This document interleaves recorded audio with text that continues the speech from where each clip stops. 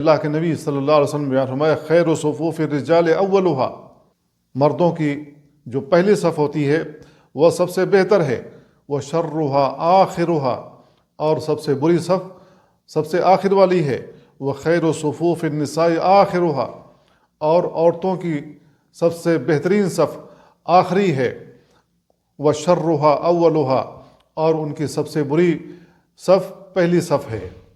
کیوں؟ اس لیے کہ وہ مردوں سے ملی ہوئی ہوتی ہے۔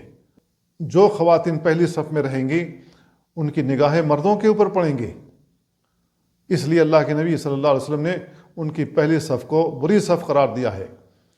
تو یہ حدیث نبی کریم صلی اللہ علیہ وسلم کی مسجد کے لیے ہے۔ اس زمانے میں اللہ کے نبی صلی اللہ علیہ وسلم کی جو مسجد کچی تھی تو مرد حضرات آگے کھڑے ہوتے تھے اور پیچھے خواتین کھڑی ہوتی تھیں، اس وجہ سے رسول اللہ صلی اللہ علیہ وسلم نے یہ بات بیان فرمائی ہے۔ لیکن مسجدوں میں اگر پردہ موجود ہو اور دیوار موجود ہو تو ظاہر ہے کہ پہلی صف کا ان کے لیے بھی وہی حکم ہے جو مردوں کے لیے ہے۔ لیکن اگر صفیں ملی ہوئی ہوں، صفیں ایک دوسرے کے پیچھے ہوں، تو ایسی صورت میں اللہ کے نبی صلی اللہ علیہ وسلم کی یہ حدیث ان پر منطبق ہوگی کہ خواتین کی پہلی صف سب سے بری مانی جائے گی، کیونکہ ان کی نگاہیں مردوں کے اوپر پڑیں گی۔